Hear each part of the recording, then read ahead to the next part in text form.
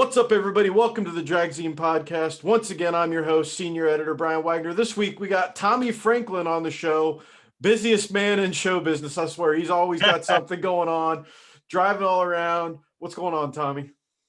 Hey, man, just out here trying to get it done. We're definitely busy at these times. There's no doubt, but it's somewhat of an off season. But I swear, I think off season is busier than on season. So we're just trying to get everything taken care of that we can. It's I believe Alan Reinhart put it to the best. It's not an off season anymore. It's just a winter break. That's it, and it's a short one at that. Yeah, very.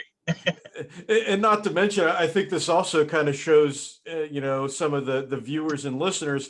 Tommy's in his truck right now driving around because, I think a lot of people don't seem to understand that most racers have real jobs to pay for said race cars, and you have to work very hard if you want to go fast at a high level, right? You're right. That's one of the things we always talk about with, especially like the group at PDRA. There's most of these guys are business owners or business workers, and we hustle every day. You know what I mean? And it's, I'm sure everybody feels the same way as I do. Is you go out here and you hustle really hard to try to leave for those 3 or 4 days, and then you hustle back and spend 3 or 4 days catching up. It's never fun, but hey, we go have fun, and that's what really matters. So. Yeah, it's amazing. I always like seeing and talking to racers about what they do outside the track, because some of the racers have the most fascinating and interesting jobs on earth, and you want to ask them what got them into racing. And that's kind of where I want to go with you, because you're literally, from the, we'll say this from the outside. We'll talk about it more later. You're living the dream of every hardcore racer. I mean, you drive a pro mod, you got a racing organization, you own a racetrack. That's literally how any of us, if like we won the lottery, we'd be like, oh, this is all the stuff we're going to do. But to get to that point, kind of what's the story behind your racing journey? Because obviously you didn't win the lottery. You've had to kind of work to get where you're at. Tell us about your racing journey and how you started racing. Yep, man, you made it sound really glorious, but no, it's for me, man, it's always been a passion. It's all about passion. I never had a plan of any of this. I think with my whole life, it's always been, maybe it's bad that I haven't had direction, but I act upon what I see and I like, and that's what we've done. So from a racing side of it, I started racing, young. My dad raced, locally at a local level. And as soon as I could drive, he was quick to get me in the car. And just everybody's, the dream scenario. You go out and you spend all this time with your family and your loved ones and the people that you enjoy, and you make countless memories. And that's really how I started. Old Dominion Speedway, I would, every Friday night, dude, I can remember, like, any money I made was enough to get entry fee money to go, and spend my weekends at the racetrack. And that's what we did. And I kind of, my first car was a 70 Camaro, and just a bracket car that, you go out and you do that. And then I turned that one into, hey, let's sell this and buy the next one. And I sold that one to buy the next one. And, I just kept upgrading along the way. There was no magic plan, no lottery that we hit to do it. There was just the drive of passion and wanting it, and I wouldn't change that one way, because there was a lot of good memories made along the way. Took me a long time to get to the fast cars, so I say. It was, I took a slow road to get there, but I don't regret none of it. I did what I could do. My family would always provide anything that they could. But I don't think I would, we lived a good average middle America lifestyle, but I would never put it at, that we were overly wealthy, but again, I think that that's what's great about it, because we took every dollar. And now that I look back and I look at what it cost, and I look at what my parents, could help me do or would help me do. And man, it was a lot of, if nothing more, not even talking about a money side of it, from a time and investment, gosh, it was a lot of time and investment, but I think we all loved it, and we had a lot of time, doing it. And I've kind of, grown that over the years and turned that into the same thing with my family, my wife and my two daughters and, the friends and everybody that goes with us to the racetrack. And, we have a good time, but we're competitive and we want to win. Sometimes that spoils the good time because you get so wrapped up in wanting to win, but it's fun. We have a great time. And these are memories that I would never be able to, nobody can take that part of it away from you. So can't complain with anything you're at. I will say racing in Pro Nitrous and Pro Mod at that level, it is a dream that probably everybody dreams about. And it's 100% everything that it seems to be. It's a lot of work. Don't get me wrong. Sometimes you're like, wow, that's a lot of work to have some fun. But I enjoy it, and to doing it at the level we're doing it and doing it against the people we do it at. Those are good times. I think that there is something to be said about what you just stated about the memories aspect of it. And that's what I love about the sport of drag racing is the memories that you make with family and friends. It's stuff that people can't take away from you, and it lasts a lifetime. 100%.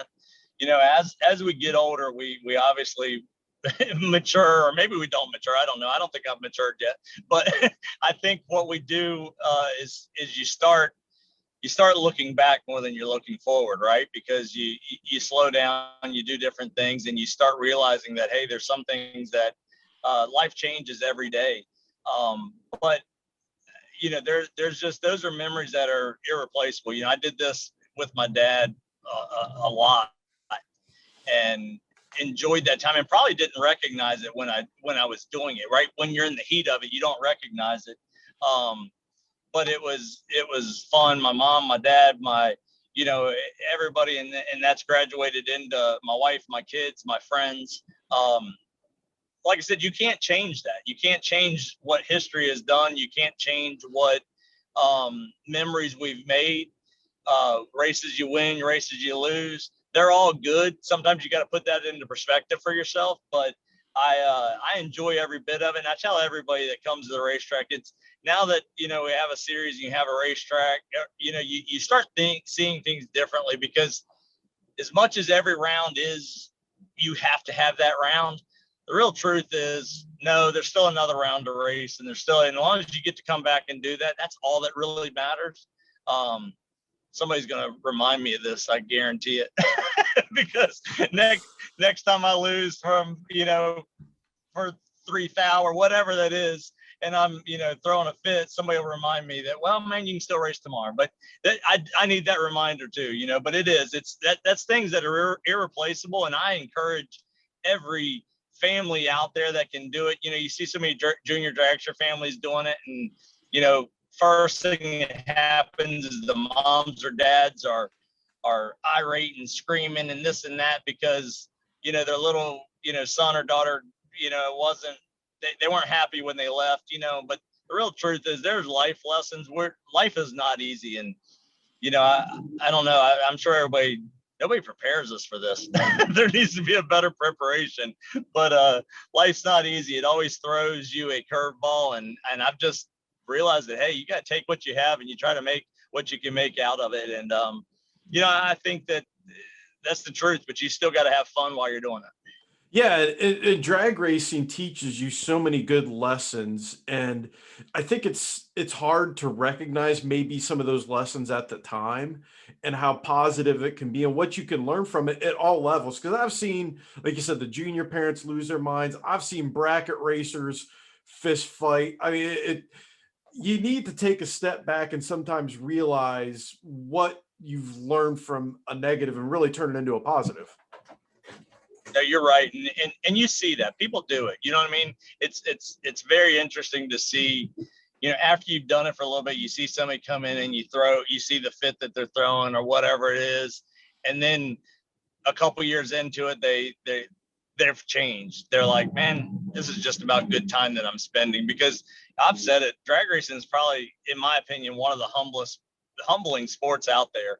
You have one shot, you know what I mean? And you lose that shot, you don't get a second chance at it, and it's man, you can be a hero and come out and make one little mistake first round at the next race, and you are already a zero. You know what I mean? So it's definitely a humbling sport.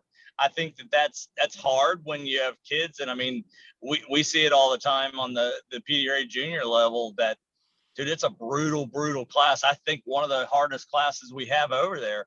So when you see kids, succeed in it, you remind them how good that is, and you remind the parents. Really, is the big case is remind them how good that is. But when they're down, hey, you just got to remind them you're racing in one of the toughest classes out here. So I think that goes for all of us as adults in every class. I think everybody we pull up against, hey, there's always going to be somebody better than us.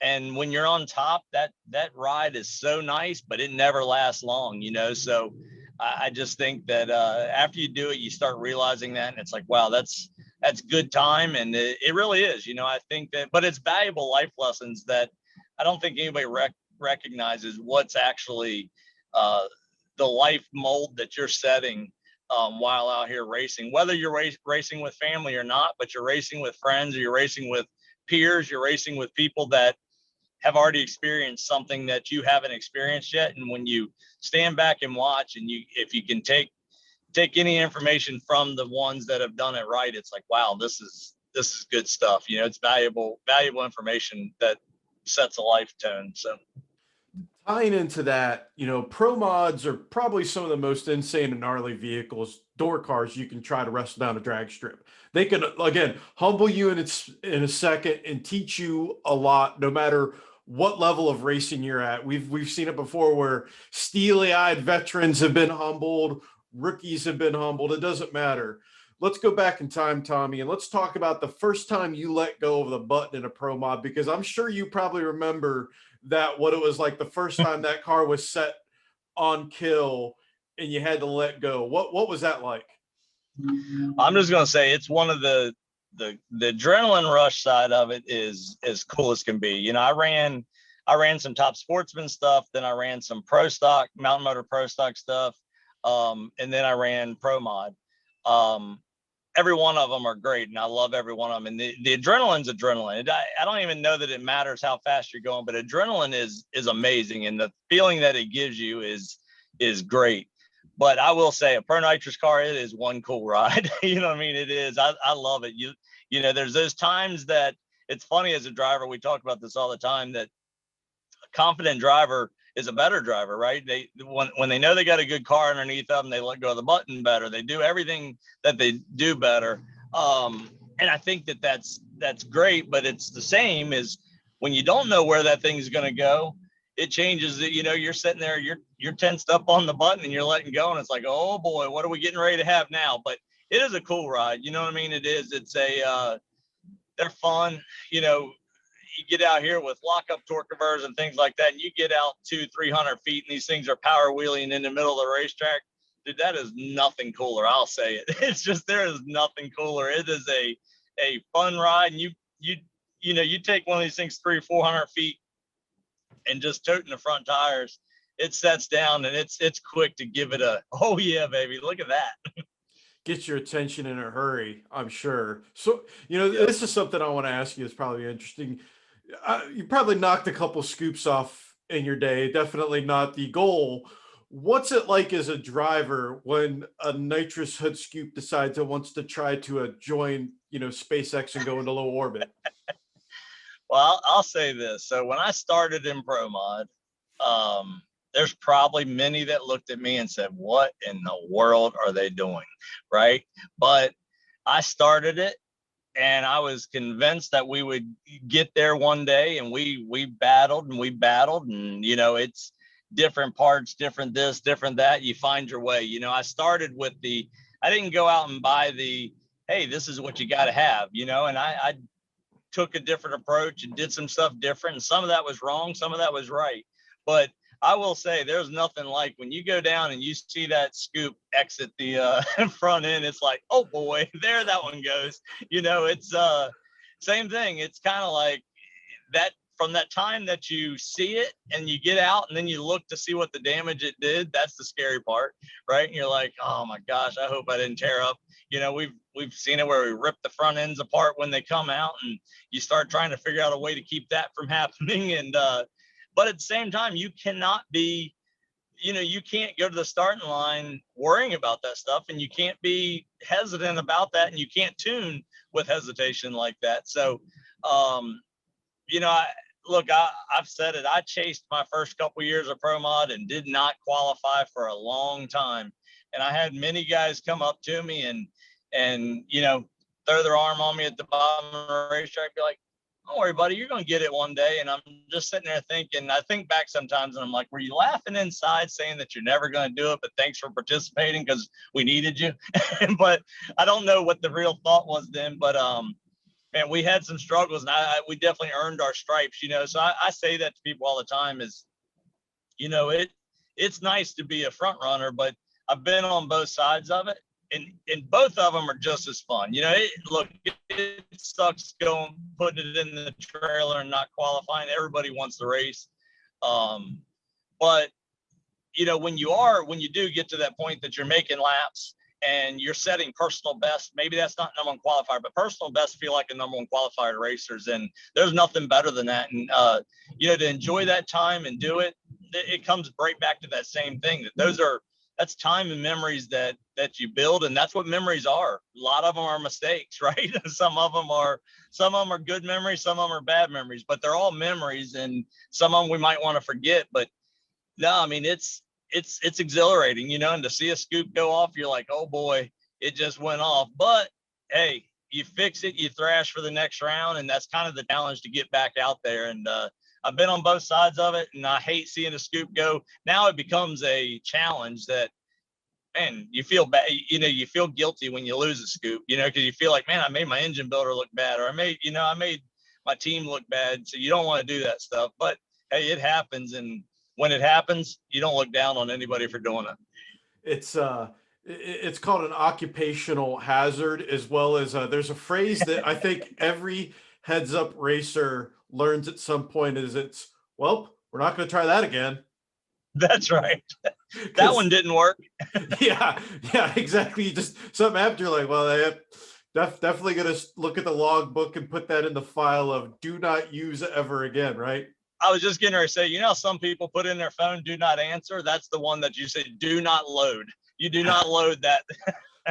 Yeah, it's funny. It's about data and learning, and sometimes you have to use those data files to go back. And you got to do we'll call it a run autopsy. You got to figure out what went wrong so you can not do that again, and then you could go. Sometimes you can tell your engine builder, listen, this wasn't your fault. Trust me, I got a little too spicy with that up arrow, and now we have to invest in a new intake. Which is, there's no doubt it does. But like I said, you get to where you protect that. But yeah, it's you never quite know what's, like you said, what's going to happen when you let go of the button, and what kind of fun or like not necessarily disaster, but challenges will ensue, right? Yeah, they can be. They can be, but that's the fun part about it. I mean, honestly, I like to tune. I love the tuning side. I love the driving side of it as well. But I will say, maybe it comes with age. I don't know, but I like to tune. It's just to be able to do it and say, all right, what's this going to do? I enjoy that. And, and there's always other racers that I'm not going to say team up with, but, you share information with, and there's other people that you do that. And you always have you always need that sounding board. But when you do stuff, sometimes you do stuff and it's like, ooh, and somebody's like, why'd you do that? But for the most part, I try to tune most of our stuff myself, and I like it. And not saying that, Pat Musey's obviously my engine builder, and we do a lot together, and we share a lot of information and talk about stuff. And Jeff Pierce and I are constantly talking about stuff. And, those are some of the things that racers want to see racers do well. And I'm always that guy that's open. Racers come up and, have questions. I'm going to give them honest answers. There's a difference between keeping somebody from tearing theirself up and then tuning somebody to beat you, so. Yeah, and I think that's important for racers to kind of pay it forward, and you help each other out. I've been in that situation before where our team has helped other people, and it makes it for better competition. And honestly, that's what I think makes drag racing one of the best forms of motorsports out there, is the individual side of it, where you square up with somebody and you're like, I want to beat you head to head. I don't want to lose by default. That's right. That's right. There's nothing better. And that's one of the things I love about Pro Nitrous Racing, is the fact that we are all on the same platform. Not knocking any other combination, not knocking any other organization, anything like that. But the truth is in Pro Mod, there's a lot of, this adds some of the excitement to it, but there's a rule book that tries to keep the combinations close. Right. And at that point, you never want to go home and say you got beat by the rule book. Right. But some feel that way at times. So one of the things I love about Pro Nitrous Racing is the fact that, yeah, there's a rule book, but we're really all the same combination. It's a cubic inch and a weight, and the rest of it is throw at it, see who can do it the best. So it becomes a tuning game, it becomes a engine builder game, and it becomes an efficiency game on how. All right. You there now? Got you back. I'm sorry about that. Oh, it happens. Yeah, so I was just saying that it kind of, the whole, piece with Pro Nitrous makes it a platform that you can race like cars. So that's why I enjoy racing Pro Nitrous so much. Yeah, it becomes an innovation game, if you will, where you have to really try to figure out, like I said, there's a broad set of rule book, which can be a blessing and a curse because it's wide open. And you got to figure out how to make that combination the best it can be. That's 100%. There's no doubt. We started running some Outlaw 632 with my daughter at the end of the year, and boy, it's a limited class, right? We're limited to one system, limited on cubic inch, limited on weight. Hard but fun. It really is. Yeah, it's like running it almost like a crate motor class in a dirt car, where you're kind of limited on what power you got to make, but you got to figure out, you have X and you can make a little bit of horsepower, but it's everything around and behind that engine that becomes the challenge. Yep, 100%. And we saw that really quick. So with the Pro Nitrous car, hey, we've got a lot of nitrous. We can move around and we can add nitrous and make mistakes and blow it up, right? We can do that stuff. But with the 632 car, that's not the case. It's like, all right, this is the power we got, at least for this weekend, right? This is what we got, and how are we going to get the most out of it? And, it's gearing and converters and, just doing everything else in the tune-up that you can do to try to make the car as good and efficient as you can get. And like I said, it's a challenge, but it is fun. There's a lot of games you want to play, one of which is not seeing how much nitrous a 632 motor is not willing to take. That's right. Well, fortunately or unfortunately, we're limited to 136 jet, so we don't have that ability. We have what we have, and it's hey, let's go out here and see how fast we can go with it. Well, we're going to take a quick break here on the Dragzine Podcast. When we come back, we're going to talk some PDRA stuff here with Tommy Franklin on the Dragzine Podcast. Edelbrock is excited to announce the arrival of its latest and most progressive electronic fuel injection system ever, the ProFlow 4 Plus.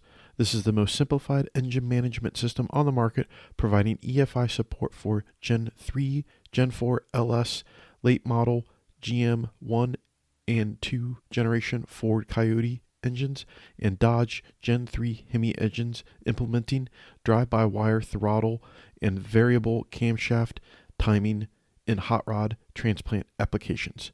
You can learn more about this new ProFlow 4 system at edelbrock.com. All right, we're back here on the Dragzine Podcast, talking with Tommy Franklin. Let's talk some PDRA. You guys, you help start and grow the PDRA into a sustainable series, which is amazing considering how this world has been in the past 10 plus years, and seen all these series come and go and all kinds of promoter shenanigans. You've got this going, it's running. Looking back now, what are some of the biggest surprises that have kind of popped up and you've discovered, with running a drag racing series? I mean, obviously, as I stated early in the deal, we wasn't never a plan, and so I didn't go in with a book of how to do it. Right. There was 4 partners that kind of started, and they were great and very instrumental on being able to start this thing up. Everybody's life's moved on and doing different things, and we've taken the reins of the PDRA completely, and I enjoy that 100%. I'll say this, that it can't be done without the sponsor and the racer support. What we try to provide, and the whole reason that the PDRA existed, was there was a void that came upon that, hey, oh my gosh, we don't have a place to race next season. So it was boom, hey, let's start up, let's get this thing going. And the whole thing from the startup was, let's go out here and give everybody a good place to race. Let's give it's always been known as a racers organization. We make it to where it's racer friendly, because that's the constant that we know that we can have. We know that we can have racers come in the gate if we give them a good place to race.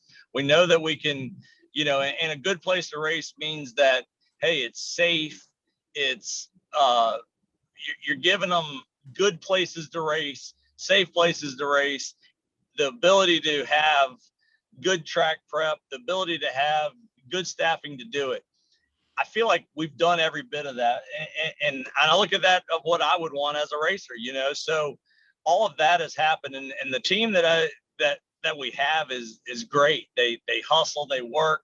The interesting part about it all is there's a lot of work that goes into running an 8-race series, and we're fairly lean because we try to keep it to where we want to keep as lean as possible and be able to put as much back to the racers. And we have some really strong payouts. When you look at, I'll be the first to say, we never dazzle the top with money just to make it a spectacle. And maybe that's good, maybe that's bad.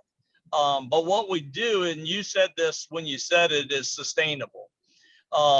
We pay back in the rounds really well. We pay that guy that traveled, that's gonna, that loses first round, he gets a good chunk of his money to where it isn't as big of a cost to him. I don't think any racer shows up with the idea that they're going to make money every time, because obviously that makes us none of us very smart, because we don't ever do it.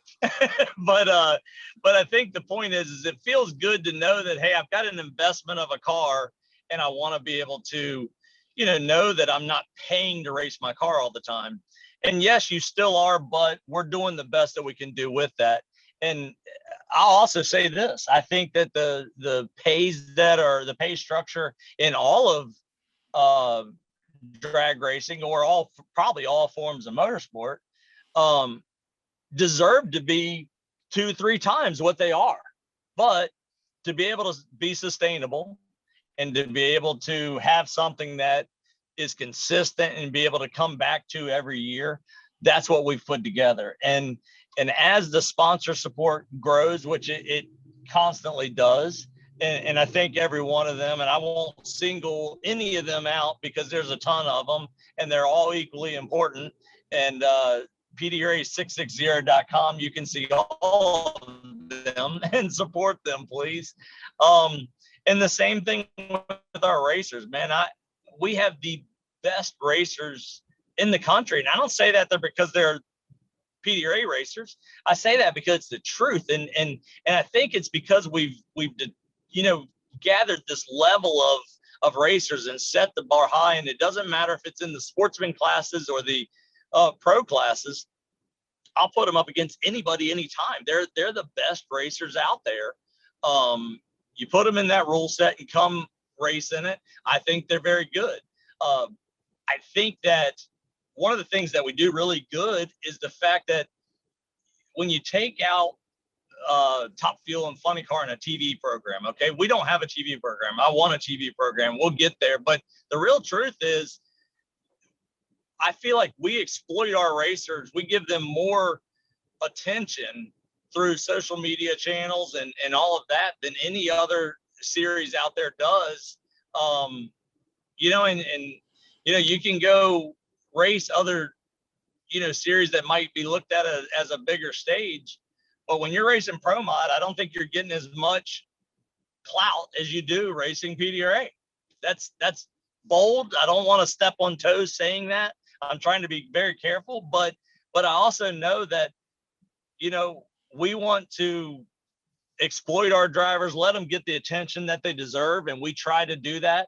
One of the hardest things with racers is getting information out of them, because as we said at the beginning, the PDRA racer, they're mostly working class people. They're going to go to work on Monday and they're going to hustle and they work. And Brian, I'm sure you deal with this every day. It's hard to get a racer to self-promote. There's a couple of them. My buddy Jay Cox, he'll do it every once in a while, but it is hard. Had Jay on the show. And that is something funny you just said right there, that I cannot stress this enough to our viewers and listeners that are racers. You don't have to be purdy with your words, but be able to be willing and able to talk about your program. Take good cell phone pictures with your car. Be able to just converse and talk about it, because you never know when someone like me is going to come knocking on your email box, your Facebook Messenger, and say, hey, I want to do a story about you. And if you don't have the assets or can't talk about it, aren't willing to talk about it, I can't help promote you. I can't tell your story. Yep. 100%. You're Brian, you're 100%. And I get it, because like I said, these guys aren't doing it because they need to, but I've always said that, every drag racer that I know really likes the attention. They can claim they don't, they can claim, but they're either closet attention or they're whatever it is. But everybody loves to read about that. Hey, this guy went out there and won and did this and did that. So I say the same thing. Racers, give us the content. You know what I mean? Because we have I always say this about PDRA. We provide a platform. We provide a platform to everybody to put themselves out there on. And if you give us that content, we're going to put it out there, and we're going to take and make as much as, and we have a lot of things in the works to continue to do that, whether it's at the racetrack, on the racetrack, in the pits. We're doing a lot of that stuff to try to give our viewers the view, because I want them to know every one of our racers, and that turns into fans coming out. One of the biggest advantages to TV is because you build characters. It's not about the competition side of it. Let's be honest. I mean, and I'm gonna say their name because I'm giving them props. But you look at No Prep Kings. They come out. They have a TV show. They have characters. They've done something that is really, really good. People come to see those characters. It isn't really because it's the best race in the world. And I'm not taking anything from them. It's some really good racing, and they do some really amazing stuff. But the point is, our viewers want to meet people and see people and figure out who they are and what it takes them to do it, because everybody has that dream of doing the same thing that we're out here doing. So share that. And, when people come up, and all the time, hey, a kid gets in the car and that wow moment of sitting in the car, I hope they remember that forever. But that's the thing that we struggle with, is getting the content from our racers to be able to exploit them out there more, because I want to, not for our own personal gain, but for the series growth, because it makes people want to come out and meet those people, see those people. And that's what grows. Our spectator gate goes up. They buy stuff from our sponsors. All of that happens, and like I said, we have great support from all of it. I just want to make that continue to grow, and I feel like we're on a strong path of doing that. Best part about drag racing is that you don't have to build characters. Most racers are already characters. Trust me, I know. I've done the interviews for Flow and on live feeds where I go to talk to these guys, and they're like, I hope I didn't talk too much. I'm like, oh no, you were perfect. You get I just turn them loose and let them tell their story. And there's some of these racers out there, when they get that mic in front of them, they might not be the biggest person on earth, but you turn them loose with that mic, and all of a sudden they're something else. You never quite know what they're going to say, and that's what makes it interesting.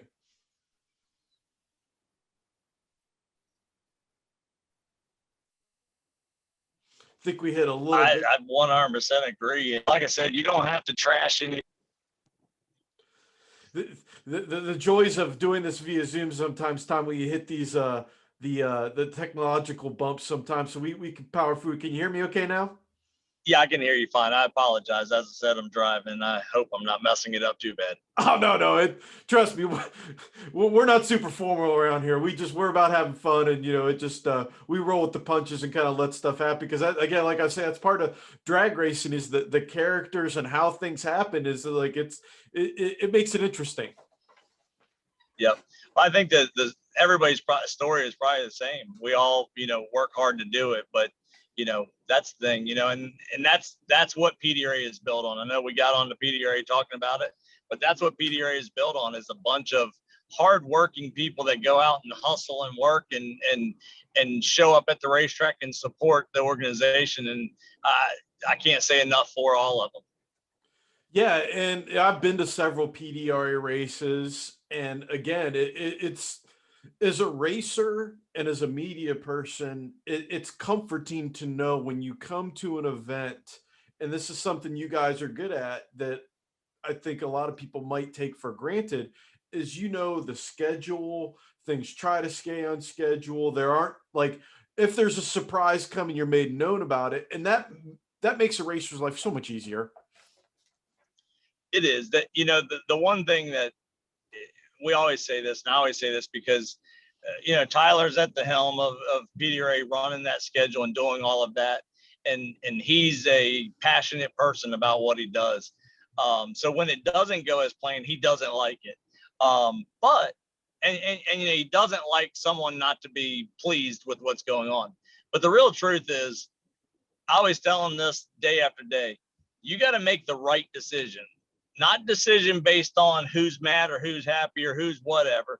You make the right decision. And if you can do that, then you can go to bed at night knowing I made the right decision. Maybe that's a call on safety. If it's getting cold or if there's dew setting in or whatever, somebody might want to get that last qualifier. But if you make a decision based on, hey, this was the right decision, then you should never have problems sleeping at night. And everybody should be able to accept that. Doesn't mean they will, but they should be able to accept that. Yeah, and racers, we can be big dumb animals and be stubborn and not do what is in our best interest, and we need sometimes that adult to say, you know what, I know you think you can do this, but let me keep you from making an expensive mistake and something bad happening. Let me keep you safe. That's the truth. I've seen that time and time again. Well, you're 100% right, and like we said, we've kind of built the PDRA on a family-friendly structure. We've built it on a professional structure. And to me, then you make calls based on that. You make calls based on, I want that guy to go home to his family today, that girl to go home to their family today. Because, we'll all make mistakes at times, but you just got to make the best thing. And that's what we've set out to do. We try to make a good, safe environment. We love records. We love blowing the scoreboards up. We love burning them to the ground. So we're going to do all of that. That's a normal, right? But we also got to try to make it have some structure. These guys, like we said, most of these guys come in here, they're prosperous businessmen. They have structure in their life. They need it to be that way. That's what we do. That doesn't make this anything different. We start with a structure because that's important for our spectators. They need to know when they can come and see the class that they want to see. So we try to build on all of that. There's obviously challenges, weather challenges, whether you have oil downs or crashes or anything. All that stuff is a moving target every day. So, you can't ever say it's in bold print and it's going to stay that way. But the goal is to keep it as close to that as you possibly can. That's why I have that little asterisk in there that says schedule subject to change. Subject to change. Speaking of which, we're going to take a quick break here on the Dragzine Podcast. When we return with Tommy Franklin, we're going to talk about the joys and adventures of owning a racetrack right here on the Dragzine Podcast. Compcams introduces the MaxLift BSR shaft rocker system for the GM Gen 5 LT engines, a bolt-in, patent-pending, bushed shaft rocker system that increases system stiffness and allows for a high level of performance. By tying a pair of rocker arms together, Comp Cams has found a way to improve valve train dynamics, increase valve train stiffness, and reduce deflection. The use of a tri-layer bushing instead of needle bearings reduces deflection, which then allows for an increased rigidity and decreased rocker pad wear. You can learn more at compcams.com. All right.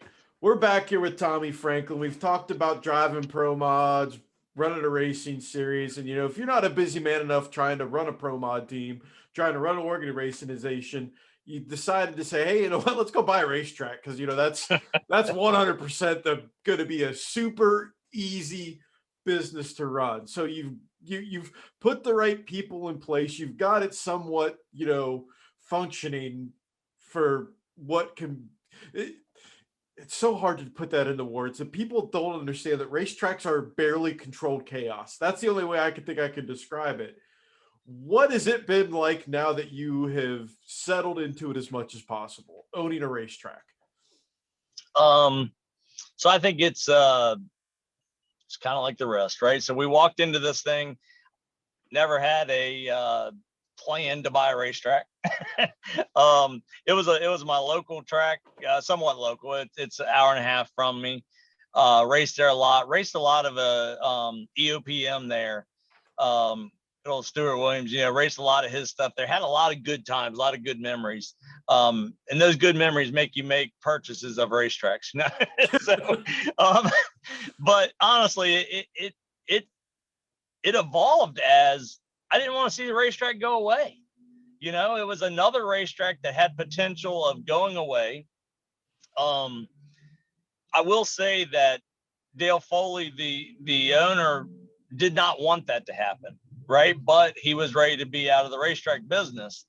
So they wore on me and wore on me and wore on me. This is you. This is what you need. This is what you need. And it turned into, hey, I love racing. My family loves racing. I love doing it with them. It's definitely changed our lifestyle because we're at the racetrack every single weekend now that we can be. So that's not a bad thing. A racetrack is a challenge. It's really simple to explain how much of a challenge it is. You take a business that is open, but really you can't, but probably 6 months out of the year. You're limited by weather. You're limited by, too hot, too cold, rain, snow, whatever it could be. It limits you.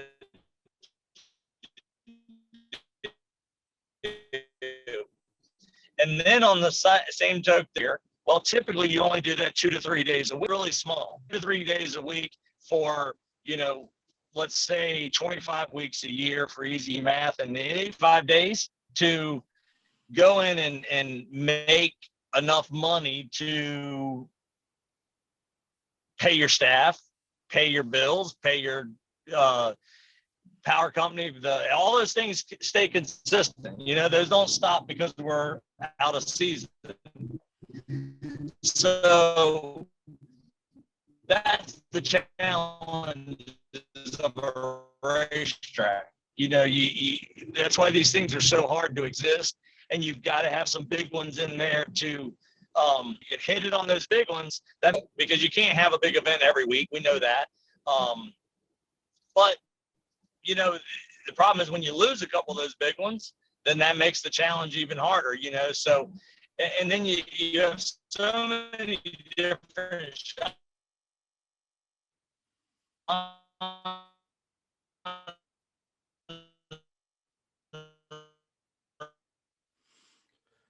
Breaking up there a little bit, Tommy. The last thing we heard was the big ones. Your bracket racers, you have grudge racers, you have your motor, you have your national events. There's not enough time. Do you know what I mean? So it's definitely a challenge. But I will say, I don't regret it.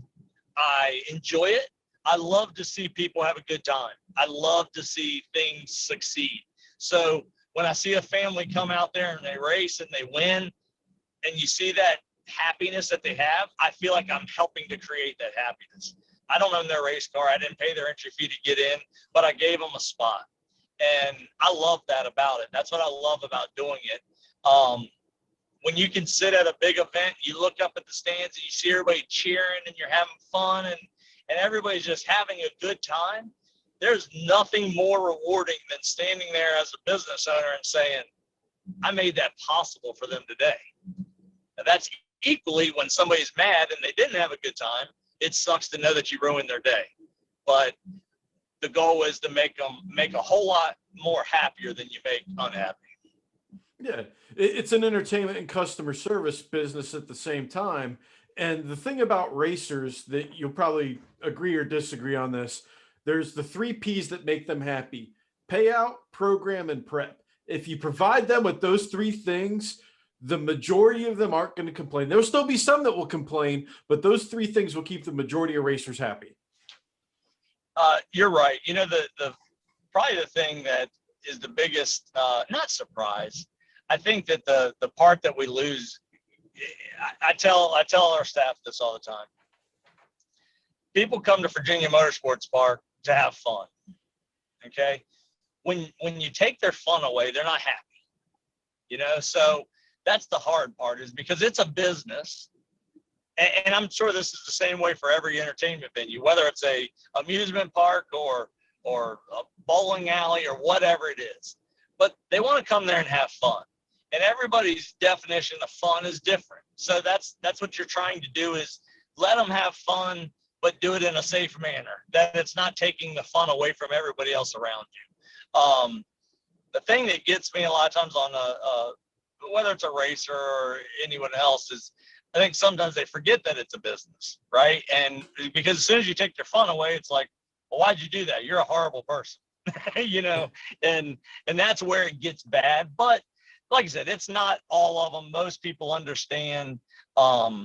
Sometimes it just takes an explanation. You know, when somebody's not happy and you give them your viewpoint and they're like, oh, I never thought about it like that. Because people don't look at it as a business. They look at it as, hey, that's my playground. I'm going to have fun, you know? So that's probably the biggest challenge, but it's like I said, it's rewarding to me. I love it. My family goes there with me. One of the things that, you know, everything we've talked about, Brian, as everybody probably sees, I do this with my family. If I did not do this with my family, I probably couldn't do this. We're a tight knit family. We spend a lot of time together. I love that. You know, we do that. My daughter's boyfriend does a lot of stuff with us as well. He probably looks at us like we're crazy. These people just run and do all this stuff, but we get to have a little bit of fun on the weekends. But we do, and that's what we do, and we do it together. And I think that's fun and that's good. So. Actually, that is a perfect lead into my next question. It's like you read my line, Tommy. Is that, you know, you see it on social media, your family, y'all race together. Everybody, do you have pets that have race cars? Because I think everything in your family seems to have a race car. Judy races, your daughters race. That has to be, you know, I come from a family that racing was our thing. You know, my dad bracket raced, family vacations were to racetracks. Look at me now. I pay my mortgage doing race car stuff. It's something that gets into your blood. How important is it to you to have a family that, you know, race car is life? It is. It's very important. And look, I'll be to say, I can joke and say, man, I had to get Judy a race car to keep her hooked into this thing. But the real truth is, it's not fun for anybody if they're just going there to be the support for you. Everybody wants to have the fun. You know, if I was the selfish guy that's saying I'm the only one with a race car and y'all are going to come and hang out with me, well, how much fun is that? You know what I mean? So they're not all big exotic race cars. We're not all racing Pro Mod, not all doing this, but hey, it's fun, and it's the fun. And, you know, Judy, before we had kids, Judy bracket raced at Old Dominion like I did, you know, just she came to hang out with me, and then she decided, we told her, hey, you need to race, you know, you need to try this. So she started doing it. She enjoyed it. Then she had kids, and she kind of lost the nerve for it for a little while. And she, you know, she's a very committed mother to be a, protecting of her kids and felt like she needed to do that. Well, our kids are self-supportive and they do a lot of stuff on their own. And I kept, man, you need to get in something again. You need to get in something again. So the truck that she has now, it's a cool little truck. She goes out, runs 640, 650. She has a great time doing it. She's just like us. She gets in there, she goes through the finish line, her helmet across the truck, probably. You know what I mean? She's same way. There's nothing that you can do. One, as you know, that adrenaline rush and that drive for when you win or lose, there's nothing that replaces that, but you can't explain it either unless you do it. So once you do it and you feel that high and low, there's nothing better. And that's what gets you hooked. And that's why you keep doing it. So I want my family to do it. I've never forced them to do it. My daughters, when they started racing junior dragsters, I told them, hey, if this isn't something you want to do, you don't have to do this. That's never been the case. And I don't know, they enjoy it. They get hooked on it. They get the drive for winning. So we do it. We do it all as a family. There's times that, when Blake's racing with us as well, we can have 5 cars racing. And let me tell you something, you go to the racetrack with 5 cars, whew, that is a hustle. It is a hustle. So you're, you make it into a job and you're like, why in the world do I do this? But you do it for everybody. You do it so that, everybody has the same equal fun, because it's not fair, not to the last race we were at, we didn't have juniors at that race. So Ashley was pit crew for all of us. She's setting tires and doing everything. Blake's dad comes and helps a lot. And, and then when we're racing the Pro Mod, I've got, Chris and Todd and Chase and Blake and Wesley and, and then my wife and girls, and others that help. So it takes a lot to do it. But we have fun. I mean, I never look at it as, oh my gosh, this is going to be, but it's fun. And I love it. That's what I do it for right there. You take that away from it. If I didn't have that part of it, I don't know that I would do any of it, because I'm not doing it for a business venture. I'm not doing it because I need to pay my mortgage. I don't take money out of those companies. Those companies turn themselves and grow and build and become bigger because that's the passion that I wanted to have. That's what I love, is this sport. So it's no different than anybody's hobby. I've just made it a series and a racetrack and race cars as my hobby. And, but if you took it away to where we weren't doing it and it just became a job, I wouldn't have the interest as much. Oh, totally. And it's interesting. Family members provide some of the most amazing reactions when they win races, lose races. And it's funny. I see the different race spouses out there. And, again, being a media person, I've learned to kind of take a fly on the wall approach. And, you hear people talk about, oh, well, she's a mama bear to her kids. A highly engaged racing spouse is more dangerous than an angry bear. Like one that really knows the sport and something has gone wrong. I have seen a 5'2", 98-pound woman stare down and make a starter back down when they've been in the wrong. That is no lie. Like a big burly dude has realized that he has taken the wrong tone of voice with the wrong racing spouse. And it's an interesting and terrifying thing to see at the same time. You are 100% right. But that's pure passion, isn't it? I mean, you don't get that because of anything else. You get that because of how inept you are to it, how involved, how deep you are in it, how deep you are into your feelings and your drive and passion. And that's what this sport is all about. That's what I love about it. And whether a spouse is racing or not, when she's involved like that, then she's fully committed as well, or he's fully committed as well. And I think that that's the wonderful, glorious part about it. And that's what we do this for, period. That's what it's about. Making people giving people an opportunity to have that passion for something and enjoyment that's what we do it for. And I love that part of it. That's probably what fuels me more than anything, other than wind lights. I do like wind lights.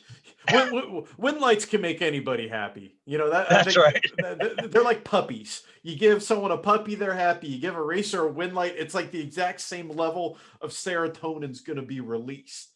And That's right. and it's also amazing for me to kind of see with that family side of things in drag racing. When I do a story about somebody and they send me a thank you note, or you see how happy it has made their family and how proud that, you know, I've seen, you know, look at what my son did. He was in a magazine.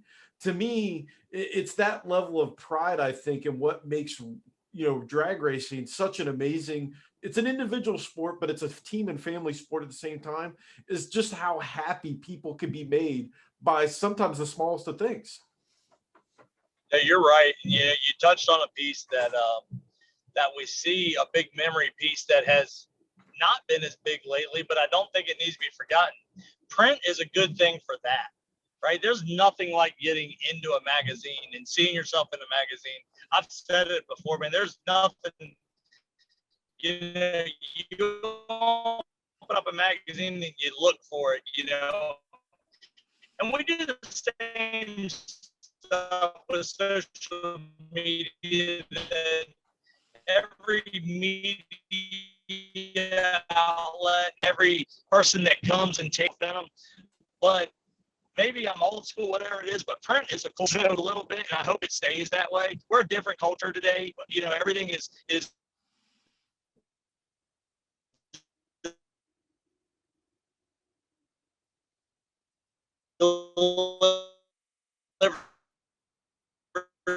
to us by our phone or by our computer, and that's okay. Two magazines stacked up somewhere that you won't get memory thing that doesn't need to be lost. And you know, I've worked for print stuff. You know, Dragzine's a digital magazine, and it's funny that I think people see this. Oh, there's got to be animosity between you guys.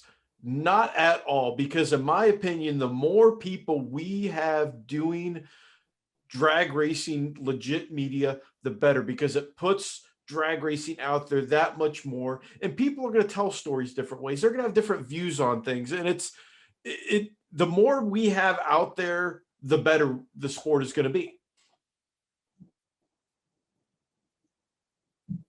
Yeah, you're right. What I feel to believe at this point is our segments. We're segmented in the way that our crowd that we have to reach. Social media. Some are watching the live feed, some are not. You know what I mean? There's so many different ways. So when we go to advertise for a event, there's not one way that's out or in now. It's radio, it's TV, it's social media. We have to touch on every bit of it. But you said the key thing is it shouldn't be a competition between the each. What it should be is, how do we take your program and get it to the most people possible? Because all of them exist in our realm. You know, we have this drag racing thing's been building for a long time, so we have to reach them all in a different way, because we have many different age groups that we're addressing. To me, I think a lot of people are entitled and spoiled these days, and they don't realize how lucky they have it. Because I mentioned this on social media, my personal one last weekend. I had the NHRA finals on my big TV through their live streaming app.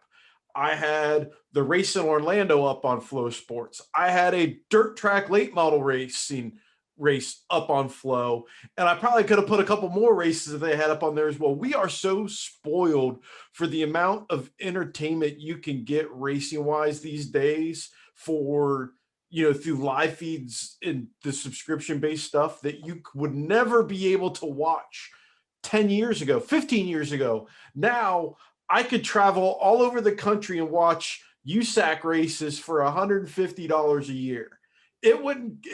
My plane ticket would be triple that to go to one of those races, or to watch a PDRA race at Galat that I can't go to. Guess what? I can pull up on the live feed and there it is. I get to watch it. Yep. I think there's no doubt that, when you take something like PDRA and we're an 8-race series, we obviously know that every spectator can't make it to every one of them.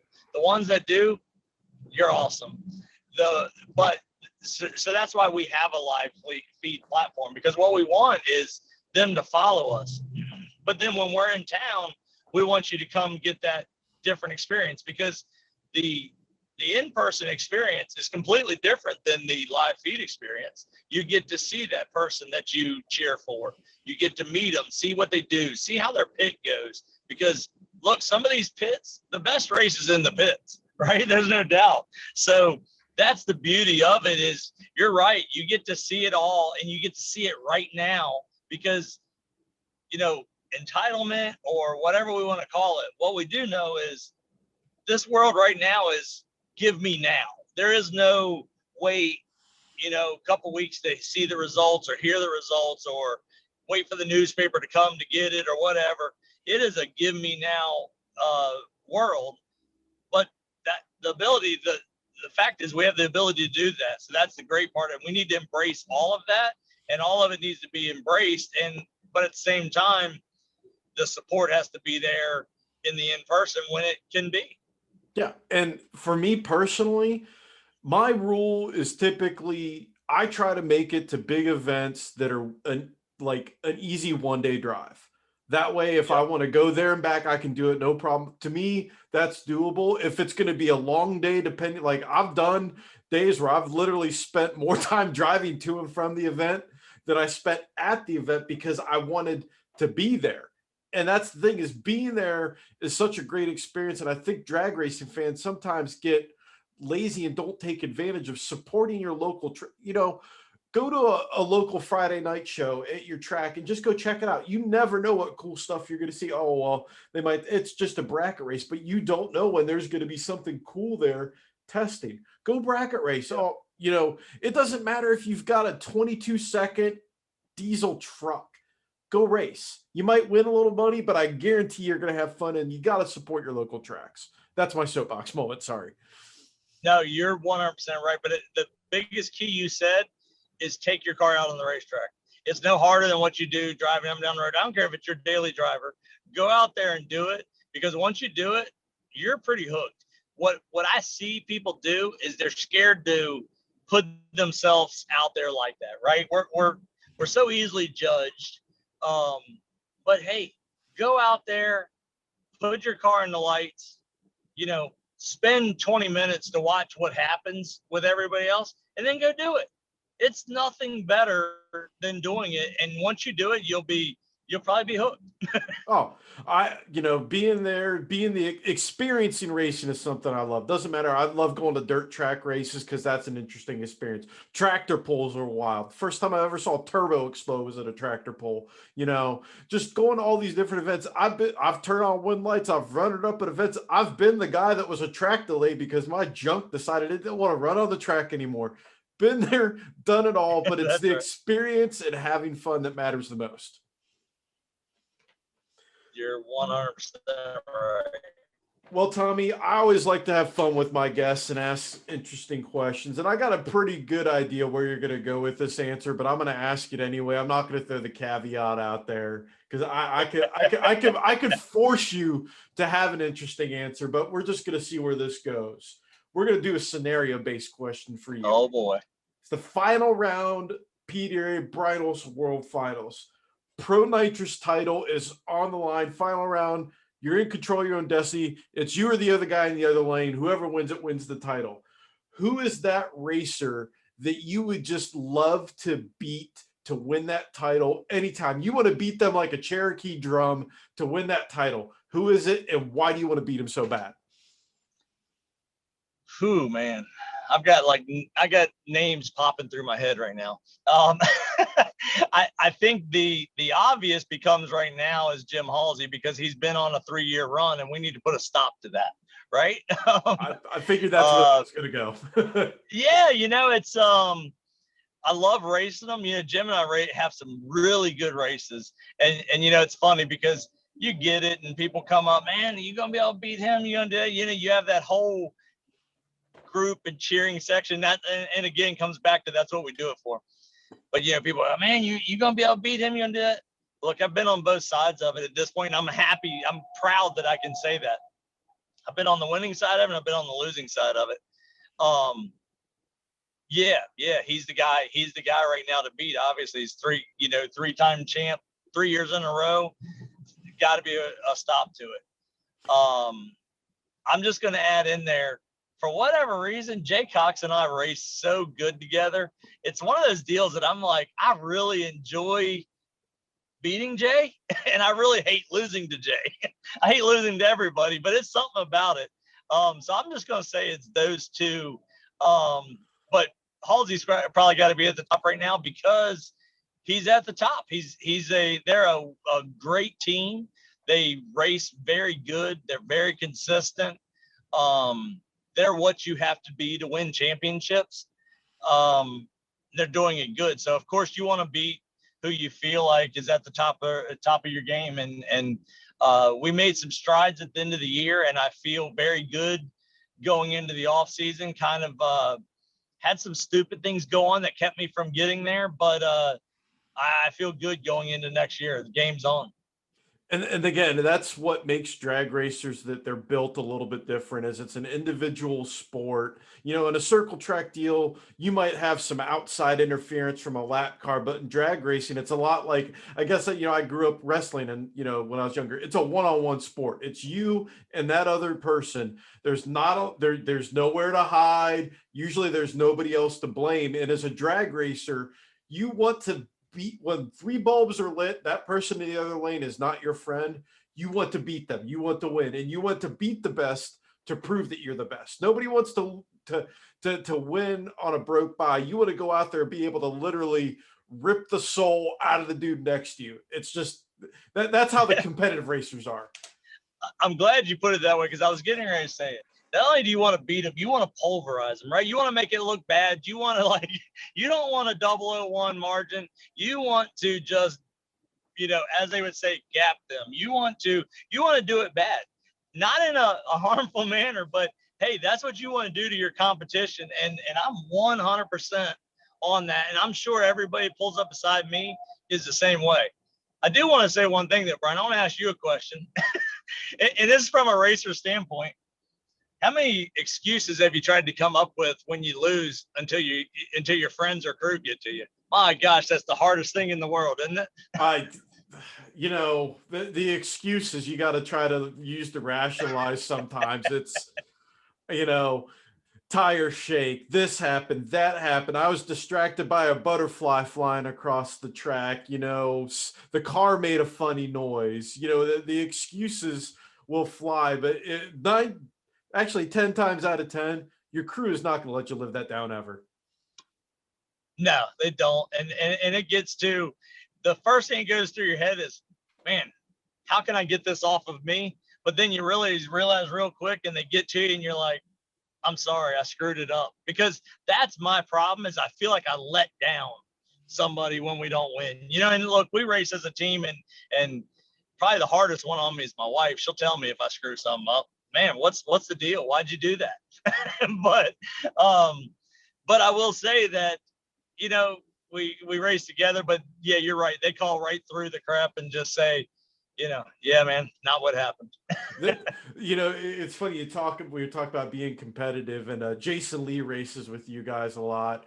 We raced with Jason Lee quite a bit up here in the Midwest, and we always joke we had the Jason Lee tune up for any event, because if you're racing Jason, he was fast and you had to lay everything out there, you weren't going to have a chance. But a lot of people don't realize Jason is an amazing shit talker, like next level, and he says things that we absolutely he says things that we absolutely cannot repeat on this show. If you know, Jason's a great guy, not taking anything away from him. Yeah. Jason is one of those people where sometimes you have to warn others about him when they meet him for the first time if they don't have a strong personality. That's just Jason. That's Jason. That's the way it is. And one of the best lines he ever laid on us, and again, I'm going to paraphrase this to put it politically correctly, is he rolled up on I his was gonna say, I don't think you can say that on here. No, I'm going to paraphrase it. And he basically said, how can I word this? I am going to beat you so badly, you will want to sell your vehicle afterwards. That is that's the putting it nice way. And like, again, That was a very PG version. yeah, yeah. But what I just realized, it lost a lot of its sting. Yeah, it loses it. It's lost in translation. But again, you get the point. And again, if you know Jason, you probably know what you can insert the correct nouns, verbs, and adjectives to make the phrase make sense. That's right. No, you're right. You know, the talking game is fun. I'm not good at it because every time I do it, I'll like, it's like I jinx myself. So I tend not to do that as much. But I love when somebody does it to me because it drives me, right? I'm like, oh, talk, go ahead and talk, bring it on. I put an extra 2,000 nitrous in it just for that. Yeah, so. Yeah, it's that attitude. You want to have that attitude where I'm going to beat you so badly at the top end, you're already thinking about selling the car. That's the attitude that successful even the nicest racers I've met, guys that are, they seem more like an accountant versus a racer, but deep down inside, that's the attitude they have, is that they are going to smile after they just absolutely demolish you. Yep. Well, that's what I said. As much as we're friends off the track and you don't want to see anybody hurt or down or whatever, but the truth is, I said it earlier in the show that we're all, the attention and the egomaniac. That's the egomaniac I'm talking about. When you're sitting on that starting line and you give it that last look before you go in, you're like, I am getting ready. I'm hoping I'm getting ready to lay something down on you that you're going to remember forever, and that's every racer out there, I believe. But I think that's what drives our sport and our industry. And that's what the fans need to see and want to see and hear about. That's why I think when the talk is out there, that's why people feed into it so much. And you've got good guys and bad guys, and we need them all. So it doesn't mean the bad guys are bad guys, but there's some guys that are free willing to say what they say, and that fuels some of the others. So we sit back and take it as it comes. Well, Tommy, our time here is coming to the end, and I like to give my guests their opportunity to channel their inner John Force and thank all their sponsors and tell people who they need to thank. Let that stream of consciousness flow and talk about what they need to talk about. So the floor is yours, my friend. Thank who you need to thank and tell people where they can learn more about what you got going on social media, websites, the whole deal. So get after it. Yep. Hey, it's really easy here. I'm going to cover it in a very broad fashion. Every sponsor that supports the PDRA, thank you wholeheartedly. Every spectator that shows up to a PDRA or Virginia Motorsports Park event, thank you wholeheartedly. Every racer that comes into the gate, thank you wholeheartedly. Everybody out there listening today, go to PDRA660.com and look at those sponsors and racers and support them. RaceVMP.com. Support them. Look at our events. Come out and support us. The media, thank you to the media. We can't do this without you. Everything that you do to get us out in front, thank you, every one of them. And then just, hey, I as a personal thank you to my family, friends, supporters, haters, all of it. Thank you for everything that you guys put into it. And that's it. I look forward to seeing everybody, and just understand that you're all welcome at any of our events or facilities. And I love to have you, and I hope you have a wonderful time. Thank you. I will throw an extra plug out there. PDRA is Wagner tested, Wagner approved, because I've been to every event you've actually had in Ohio, National Trail, Dragway 42, and up at Summit Motorsports Park. It's an awesome time to go to because you get to see everything. And of course, if you're probably watching or listening to the show, you love Pro Mods. There's always great cars. They're great racing. They got Outlaw 10. I'm going to just call them Outlaw 10.5 cars, even though I know you got, small slick tire cars, whatever. Amazing stuff to watch. Always awesome to check out. And of course, I've got to thank the sponsors that make this show possible currently: Performance Distributors, Airflow Research, Pro Charger, Holly, MSD, Flowmaster, Mosier Engineering, Comp Cans, Eldebrock, Fuel Air Spark Technology, Manley, JE Pistons, and Dart make it possible for me to talk to people like Tommy. Tommy, thanks for coming on the show, and I'm sure we'll talk soon.